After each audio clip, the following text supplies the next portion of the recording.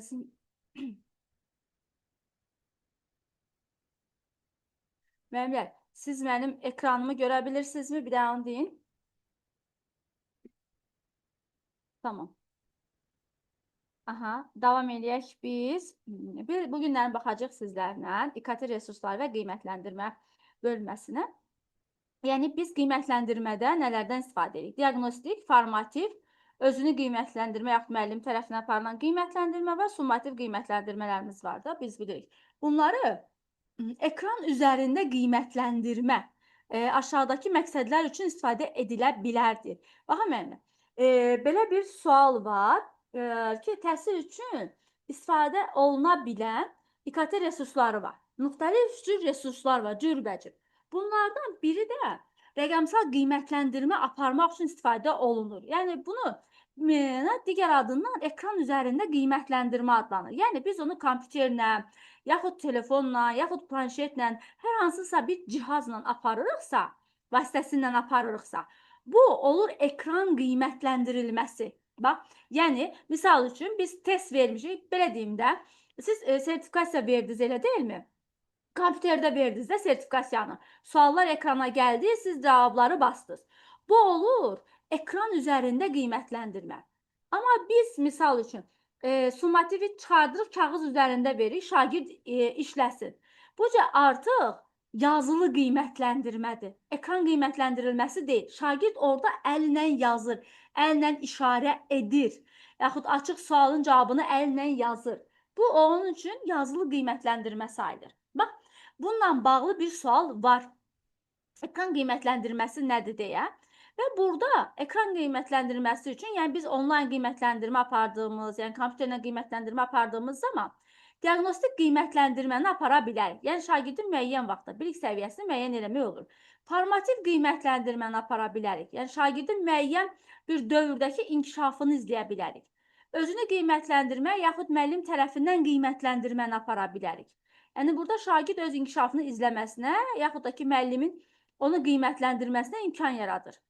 Summativ qiymətləndirməni öyrənmə nəticələrini əldə etmək üçün apara bilirik. Bunlar olur bizim ekran üzərində apardığımız qiymətləndirmələr.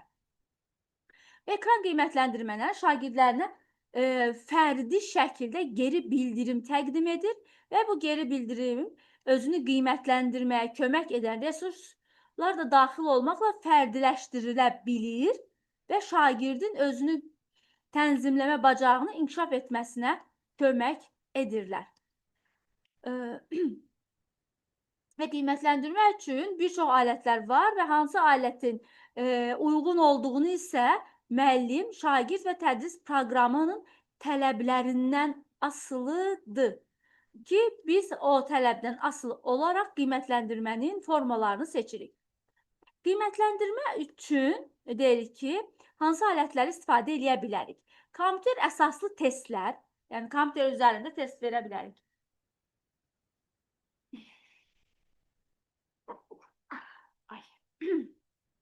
Yaxud da ki, misal üçün, sual hazırlama vasitələrində daxil olub, onlardan, həmin platformalardan istifadə edərək, yaxud da ki, müstəqil proqramlardan istifadə edərək suallar hazırlaya bilirik. Testlər dərhal və fərdiləşdirilmiş geri bildirim verə bilir. Yəni, siz necə ki, imtahan verdiyiniz zaman sualları gördünüz, işlədiniz, qutardınız və nəticəni anında gördünüz də, neçə bal topladınız deyə. Yəni, bu dərhal nəticəni görə bilirsiniz və geri bildirim sadəcə bizə orada sertifikasiyada geri bildirim hissəsini aktiv etməmişdilər. Amma biz müəllim olaraq geri bildirimi aktiv edə bilərik ki, şagird, yəni bu sualı sən yaxşı cavab verdin, bu suala cavab vermək üçün hansı bölməni oxumalısan və s. bu kimi. Və burada bizə proqramların adları verilibdir. Burada proqramların adları düşmür imtahanlarımızda. İnteraktiv digər necə qiymətləndirə bilərik? İnteraktiv oyunlar, simulyasiyalar və virtual dünyalardan vasitəsilə qiymətləndirə bilərik. Bunlar real dünyadakı bacarıqların təhlükəsiz şəkildə təcrübədən keçirilməsini təmin edən həqiqi simulyasiya mühitlərini yaradır. Bax, bu hissə var sualda. Simulyasiya. Bax, bu cavab var. Oldu? Bu sual var. Bu cavab hissəsi var. Bura var.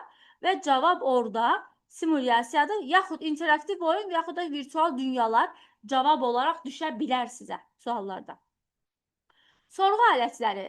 Yəni, bu sorğu alətlərində də elektron sorğular və cavab sistemləri qiymətləndirilmə aləti kimi istifadə edilə bilir və burada suallara cavab toplamaq təqdim edilir. Bunlarda da biz diaqnostik və formativ qiymətləndirməni dəstəkləyirlər bunlar. Bir də bunlar şagirdin inkişaf səviyyəsini ölçməyə kömək edirlər. Burada və bunlar da sorğu alətləri də şagirdlərin fəal iştirakı və özünü qiymətləndirmə proseslərini dəstəkləyir. Onlayn sorğuda şagirdlər sorğu yarada və keçirə bilərsiniz hər biriniz bunlarla və sorğu alətləri verilibdir. Elektron səsvermə deyəndə nə nəzərdə tutulur? Bu sistemlərdə sinifdə istifadə edilir və şagirdlərin müəyyən suallara cavab vermək üçün düymələrə basaq iştirak etməyə imkan yaradır. Bu sistemlə kliklər və yaxud da ki, cavab verən cihazlar adlanırlar. Və bundan bağlı bir dəqiqə.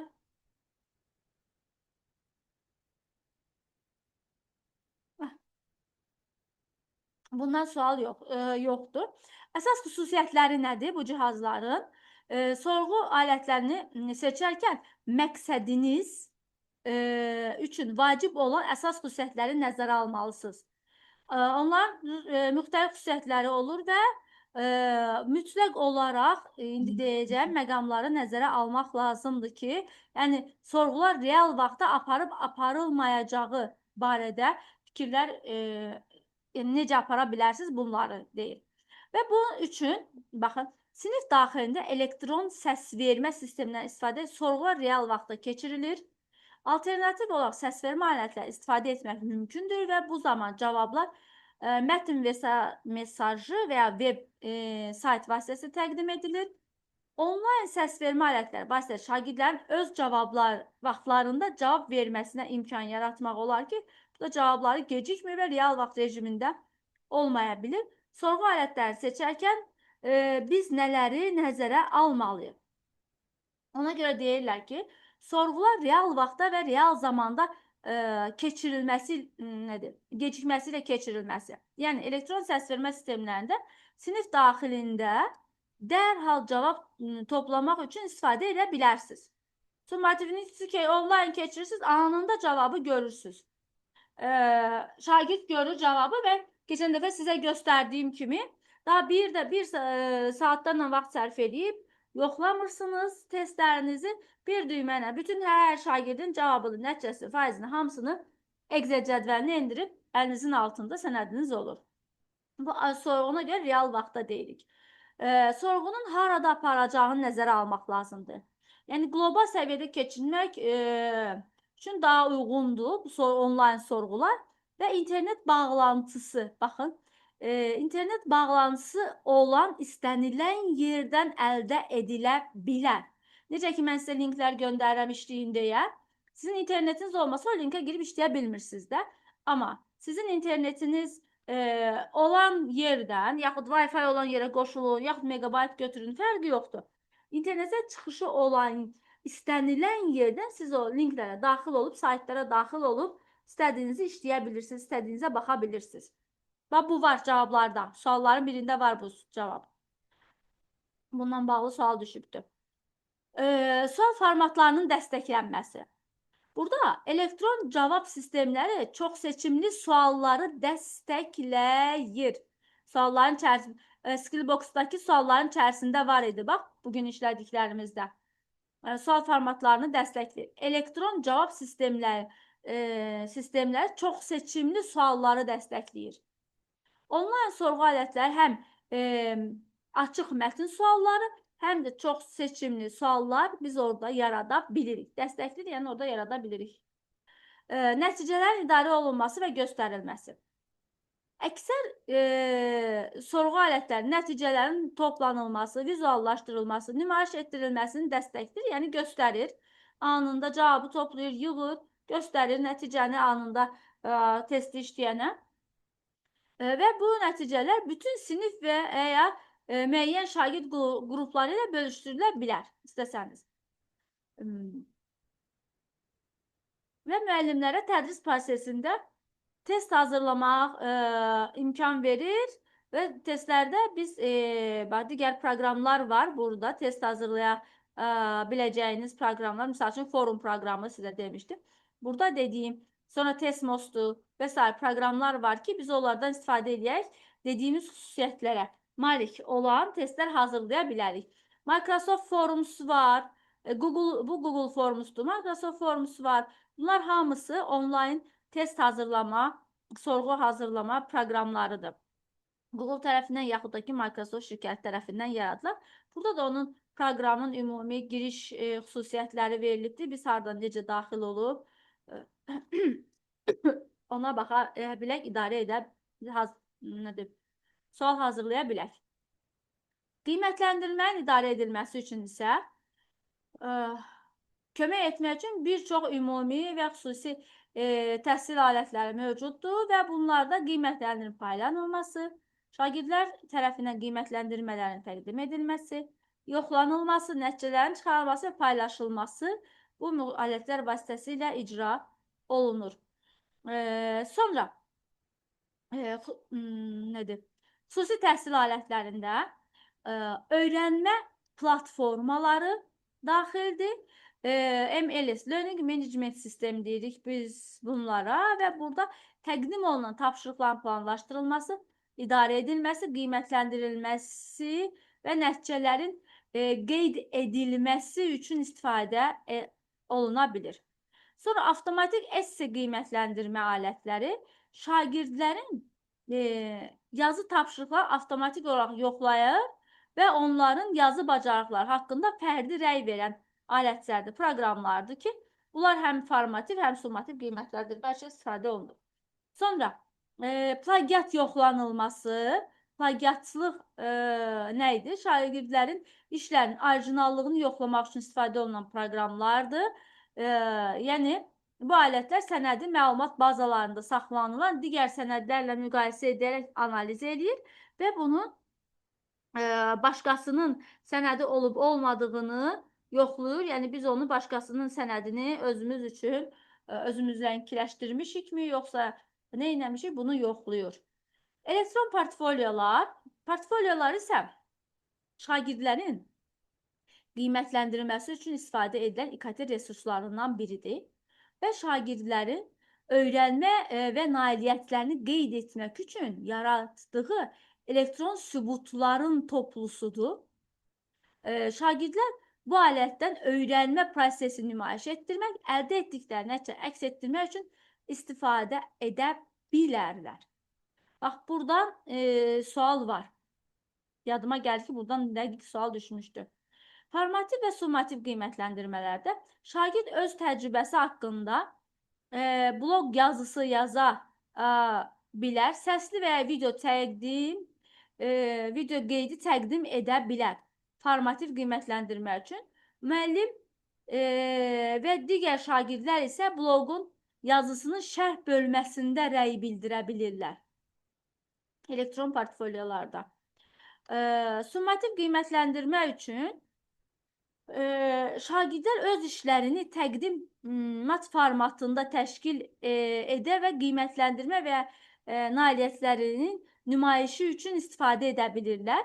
Portfolionun yaradılmasında kimi müstəqil elektron portfolio sistemləri inkişaf üçün ümumi alətlərdən istifadə olunur. Əsas xüsusiyyəti nədir?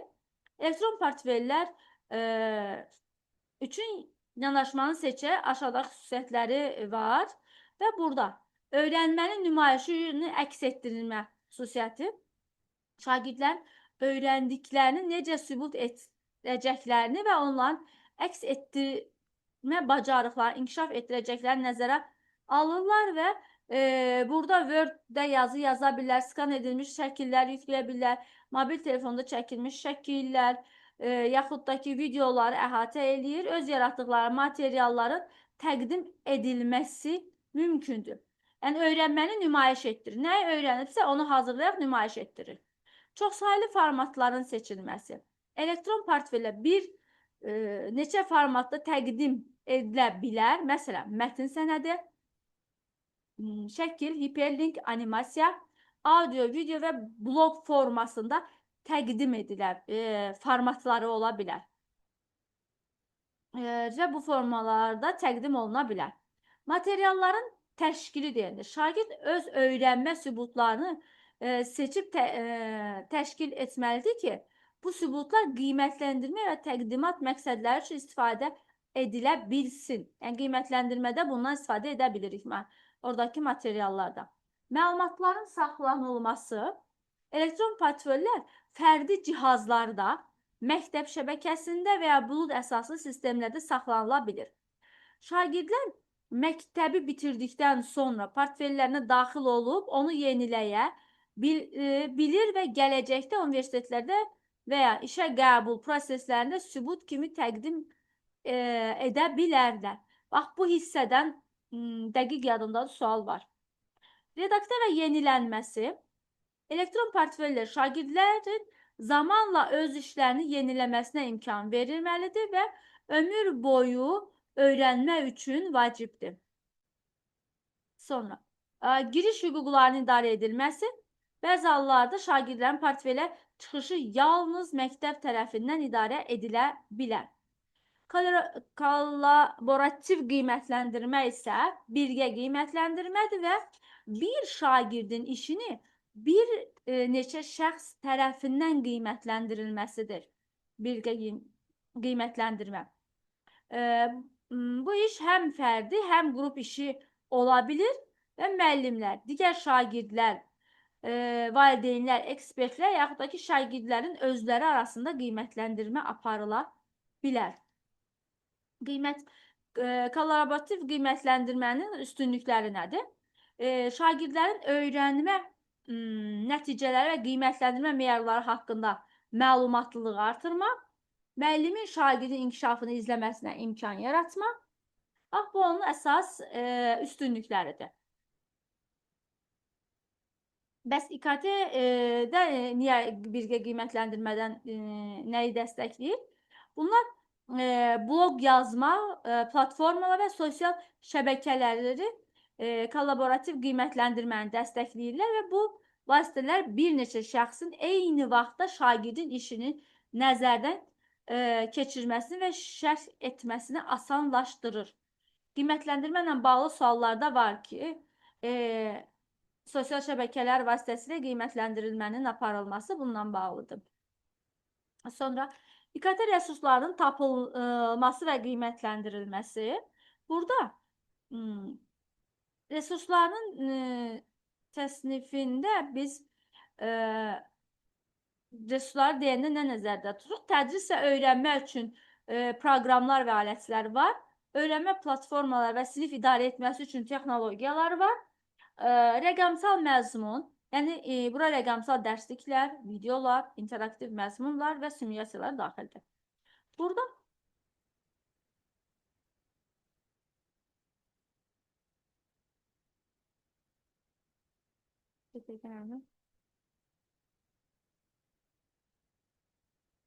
buradan düşmüş sual. Burada proqram verilib ki, biz onu baxıb qiymətləndirmə üçün istifadə edə bilək, sual-cavab hazırlaya bilək və şagirdin oxu bacarıqlarının formalaşdırılması üçün istifadə olunan qiymətləndirmələrdir ki, bir də qiymətləndirmələr apardığımız zaman biz sosial şəbəkələrdə nəyə diqqət yetirmək lazımdır? Resursları qiymətləndirərkən dəqiq, etibarlı və keyfiyyətli mənbələrdən olduğunu yoxlamaq vacibdir. Xüsusilə onlayn axtarış məzmunlarının etibarlılığı müəyyən etmək çətin olur. Yəni, buna görə yanlış məlumat yayan, siyasi və ya dini baxışları təbliğ edən, maliyyə qazanc məqsədi daşıyan, qərəzli məlumatlar paylaşan saytlar mövcuddur. Yəni fake xəbərlər, saxta xəbərlər paylaşılan saytlar var ki, bunlar manipulyasiya olunmuş ola bilərlər, hansısa bir məqsədləri güdə bilərlər. Ona görə hər zaman deyirik ki, internetdə olan məlumatlar hamısı dəqiq deyil. Orada saxta, fake xəbərlər də ola bilir. Və biz qiymətləndirmə apardığımız zaman sistemli şəkildə yanaşmaq lazımdır. Bir də tənqidi yanaşmaq lazımdır ki, ora müxtəlif suallar verməliyik ki, bu həqiqətən doğruluğunu yaxud da ki, fake olduğunu yoxlamaq üçün. Bunun üçün sistematik yanaşırıq. Bir də dəqiq müəyyən edilmiş qiymətləndirmə meyarlarından istifadə olunur. Sistematik yanaşma deyəndə qiymətləndirərkən sistematik yanaşmadan istifadə olunur və burada planlaşdırılmanın mərhələlərindən başlanılması, resursun istifadəsi, onun təhlili və sair faydalılığı yoxlanılır. Qiymətləndirmə İKT resurslarının sistemli şəkildə qiymətləndirmək üçün onları qiymətləndirmə matrisi adlandırırlar. Qiymətləndirmə matrisi müəyyən kateqoriya üzrə müxtəlif seçimləri dəyərləndirmək üçün istifadə olunur. Misal üçün, biz öyrənmə platforması və təhsil məhsulu seçərkən bir neçə matrisi dəqiq tətbiq edə bilərsiniz. Yəni, biz onların nələrini yoxlaya bilərik. Bəzi hallarda sürətli qiymətləndirmə metodlarından istifadə olunur, yaxud da ki, təcrübələrdən istifadə olunur. Sadəcə olaraq biz burada qısaca bir beyin analizi etməliyik. Çap olunmuş sənəd yaxud hazırlanmış kontrol siyahısını tamamlamaq lazımdır ki, onların etibarlılığını, dəqiqliyini və s. yoxlaya bilməyimiz üçün. Əsas məqsəd İKT resurslarının istifadədən əvvəl uyğunluğunu, bir də etibarlılığı dəqiq şəkildə qiymətləndirilməlidir.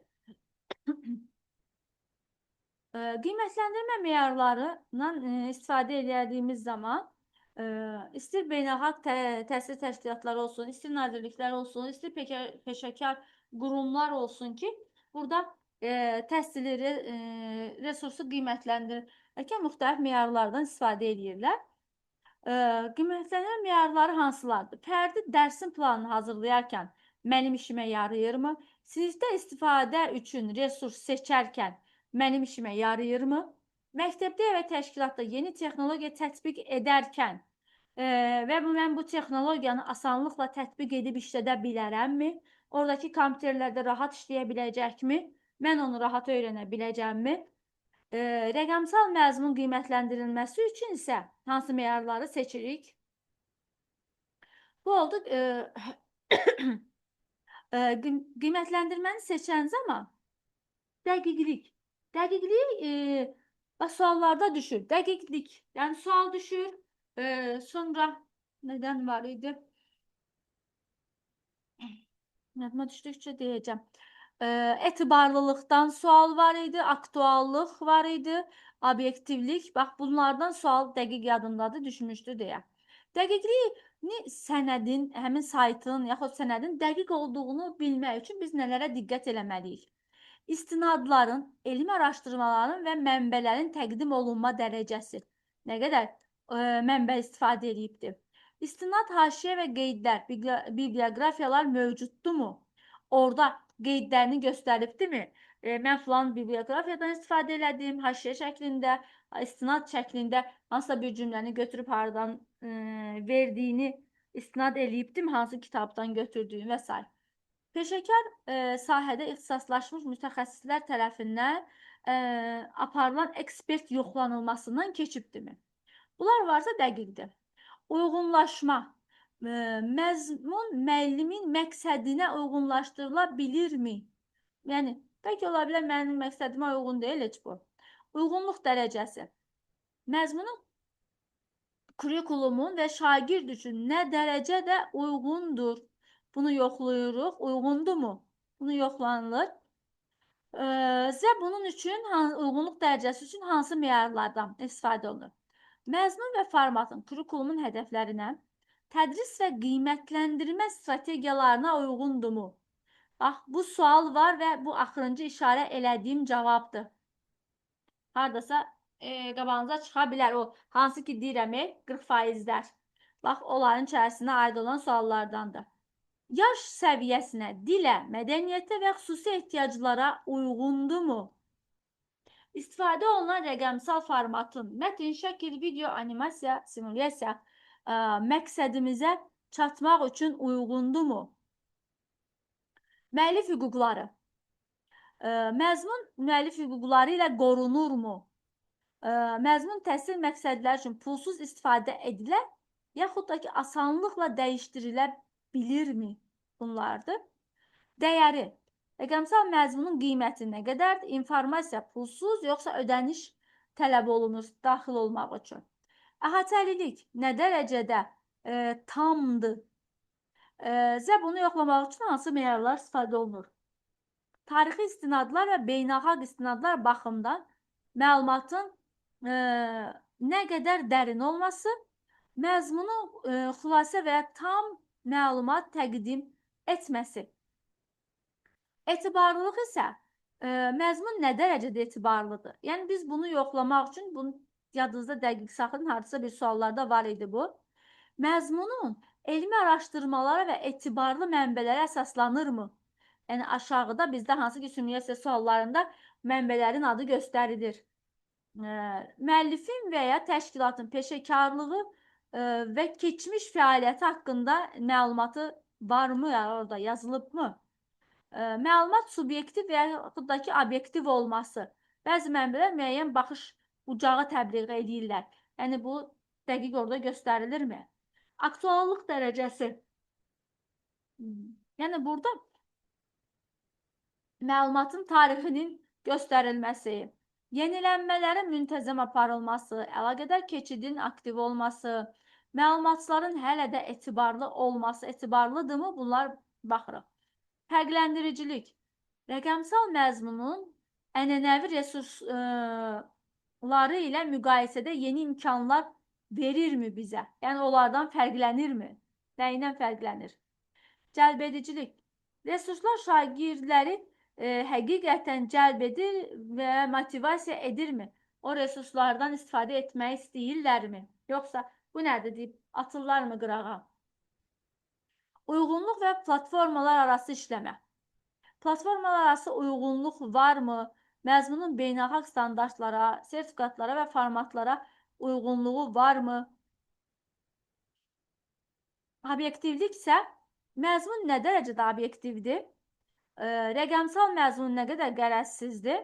Ya bunu yoxlamaq üçün məqsəd məlumat vermək, inandırmaq, məhsul və ya xidmət satmaq və ya əyləndirmək üçünmü yaradılıb?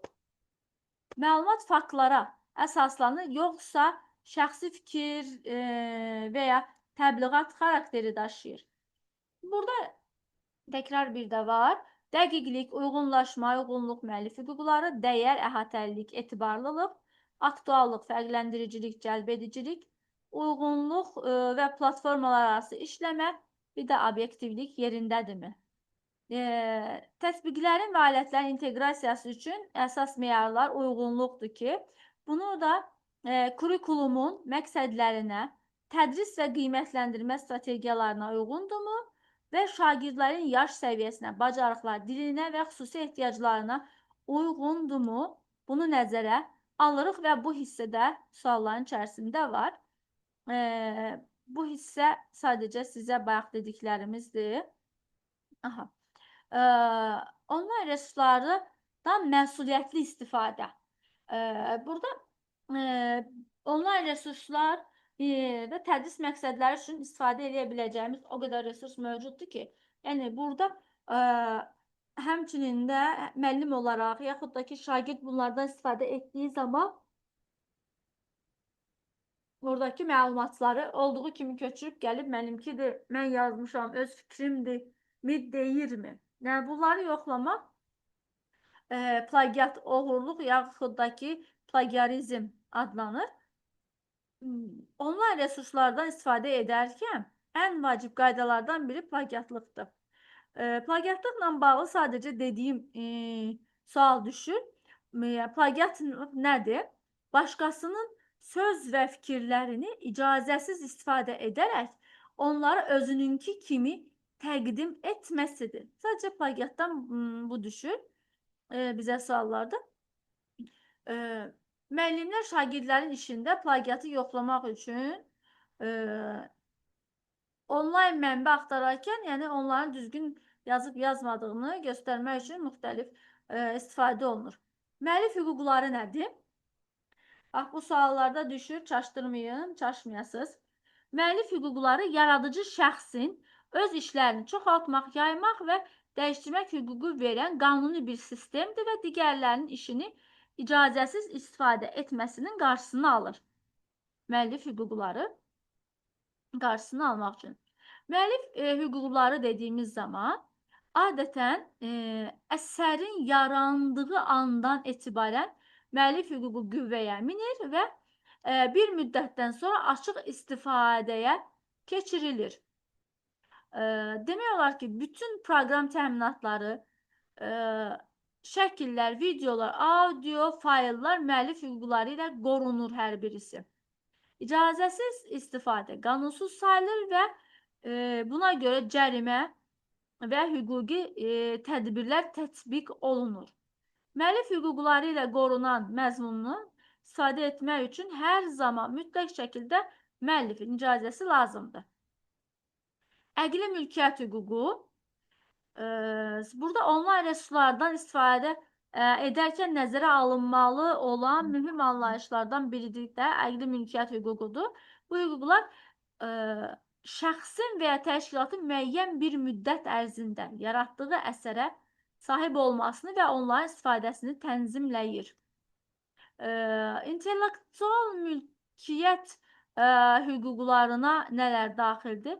Məzmun və informasiya, ixtiralar, yeniliklər, bədii əsər, sonra simvol, blok, ticarət nişanları, adlar, şəkillər, dizayn, xüsusilə ticarətdə istifadə olunanlar, intellektual mülkiyyət hüququna aiddir. Bəzi intellektual mülkiyyət hüquqları patentlərdir, müəllif hüquqları ticarət nişanlarıdır. Yəni bunların hamısı intellektual mülkiyyət hüquqlarıdır. Bunların hamısı əqli mülkiyyət hüquqlarına aiddir. Və proqram təminatı lisenziyaları, buradan sual düşür bizə. İstifadə etdiyimiz proqram təminat lisenziyası növünü bilmək lazımdır ki, yəni bu həmin proqramdan istifadə edə bilməyimizi müəyyən edir. Bu proqramlar pulludur, yoxsa pulsuzdur, bəziləri pulsuz olur, yaxud açıq mənbəli ola bilirlər. Fərqli və proqram lisenziyalarına isə aşağıdakılar daxildir. Son istifadəçi lisenziyası müqaviləsi istifadəçi ilə proqram tərtibatçısı arasında bağlanan rəsmi müqavilədir və istifadə qaydalarını müəyyən edir. Çox istifadəçi lisenziyası proqramın müəyyən sayda kompüterdə və cihazda istifadə edilməsinə icazə verilir. Misal üçün, mağazalar üçün satış proqramları var. Nədir bu? Malı vurursunuz siz kassa proqramları. Bax, bir kassa proqramını, bəzi kassa proqramları var ki, 3 kompüterə vura bilirik ki, onu 3-dən artıq kompüterə vurmaq mümkün deyil. Bəzi kassa proqramları var ki, onu biz ancaq bir kompüterə vururuq. İkincisinə, hətta ikincisinə belə vurmaq olmur. Yəni, burada bunu demək istəyir ki, bizə çox istifadəçi lisenziyası deyəndə proqramın müəyyən sayda kompüterdə və cihazda istifadə edə bilməkdir. Açıq mənbə proqram təminatı. Açıq mənbə kodu açıq olur. İstənilən şəxs onu dəyişdirə və ya paylaşa bilir. Creative Commons-da isə müəlliflərə məlumatları necə paylaşacaqlarını seçmək imkanı verən lisenziya növüdür. Shareware isə müəyyən müddət pulsuz istifadə edilə bilən, lakin tam funksional olmayan proqramdır. Bu Skillbox-da var idi suallarda. Freeware-də var. Preview isə pulsuz təqdim edilən proqram təminatı növüdür və adətən məhdud funksiyonallığa malikdir. Bu hissəni istəsəniz ekranı çəkib saxlaya bilərsiniz. İKT resurslarının qiymətləndirilməsi və biz hər hansısa bir resursu qiymətləndirdiyimiz zaman dediyimiz qaydalara əməl eləyirik və həmin qaydalara əməl eləyərək addımları, qiymətləndirmənin addımlarına riayət edərək, yəni resursun tədris prosesini dəstəkləmək və təkmilləşdirmək baxımından nə dərəcədə effektiv olduğuna baxırıq. Qiymətləndirməyi seçdiyimiz bir formatda sənədləşdiririk. Qiymətləndirmə mümkün qədər ətraflı və məqsədinizə uyğun olmalıdır. Yəni, bunların hamısını seçib yazırıq və bu gördüyünüz formada qiymətləndirmə formaları var və biz bunlardan istifadə edə bilirik. Axırıncı mövzu, 9-cu mövzu da bizim simulyasiyalarımızla bağlı olan bir mövzudur ki, yəni hansı ki biz o simulyasiyalara hansı ardıcıllıqlarla daxil olmalıyıq? Misal üçün məzmunu silmək üçün bizdə sualda düşür ki, notu sil deyəm. Bax, burada neyinirik? Ondan əvvəlki sualda neyinəmişdik? Məzmunda nə vermişdi? Kursa məzmun əlavə et deyir. Burada nə görə? Dəyişik etmək üçün istədiyiniz kursu seçin, redaktəni açın deyir. Mövzunu, müvafiq mövzu və ya həftəni seçin. Fəaliyyət və resurs əlavə edin. Menyudan uyğun elementi seçin. Əlavə et əd düyməsinə və ya elementə 2 dəfə klikləyirik. Sonra məzmunu əlavə et, yadda saxla. Yəni, bu ardıcıllıqlara riayət etmək lazımdır ki, biz orada hansısa bir seç, əlavə et deyir bizə. Misal üçün, sınaqda var idi. Forum sözünü əlavə et. Yəni, biz orada redaktə açırıq, sonra aşağı düşürük, redaktəni basıb və redaktə edirik. Yaxud silmək üçün redaktə et düyməsi əslində bizdə sınaqlarda da, həm də imtahanda redaktə et düyməsini basmaya ehtiyac olmur. Sonra sil düyməsini basmaqla seçə bilirik. Yəni, bu ardıcıllıqları burada gördüyünüz bu bizim simulyasiya suallarımızın icra etdiyimiz zaman hansı ardıcıllıqlara riayət etməli olduğumuzu göstərir buradakı. Kursu silmək, istifadəçi yaratmaq, istifadəçinin kursu təyin etmək və s. Ən çox bizə düşən burada buydu.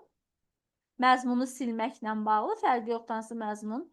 Bir də kursa məzmun əlavə etməklə bağlı olan suallardır ki, bu tipdə suallar düşür bizə imtahanda.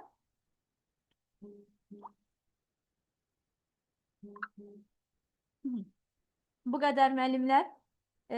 Sualı olan var mı mənə?